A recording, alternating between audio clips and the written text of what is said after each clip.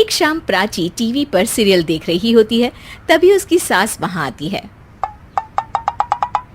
अरे सीरियल में तो ऐसे मग्न है जैसे आज रात का खाना पड़ोसी आकर बनाएंगे।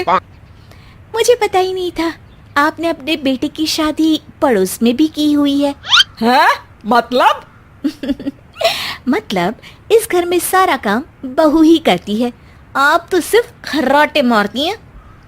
अच्छा जी, फिलहाल तो तुम आराम फरमा रही हो। चलो जाओ, ये मेरे टीवी देखने का समय है।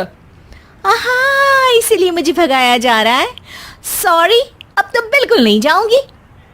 प्राची की इस बात पर दोनों सास बहू के बीच टीवी रिमोट के पीछे बच्चों जैसे छीना झपटी शुरू हो जाती है, जिसके बीच श्लोक भी काम से घर वापस आ जाता है। आज मेरी चूहे बिल्ली की जोड़ी किस बात पर झगड़ रही है? अरे तेरे बीवी मुझे टीवी नहीं देखने दे रही। अरे तुम्हारी मम्मी मुझे खाना बनाने के लिए फोर्स कर रही है। अरे वाह, ऐसे बेतुके रीजन पर तो बच्चे भी झगड़ा नहीं करते। अरे मुझे कुछ मत बोल, सब इसने ही शुरू किया है। हाँ हाँ, जैसे आप तो बहुत दूध की धूली है ना। अरे बस, दोनों चुप। प्राची जाओ, खाने की तैयारी करो। और माँ तुम छोड़ो, तुम्हें क्या बोलूं, शांति से अपना सीरियल देखो। मुझे दोबारा लड़ने की आवाज सुनाई नहीं देनी चाहिए। ऐसा बोलकर श्लोक वहां से चला जाता है, जिसके पीछे पीछे प्राची भी कुछ न कुछ बड़बड़ाते हुए रसोई में चली जाती है। हाँ हाँ, सासू जी को तो कुछ बोलेंगे ही नहीं, बस मुझ पर ही हुक्म चलता है, खाना बनाओ, जैसे मैं इनके घर में खाना बनाने के लिए आई हूँ।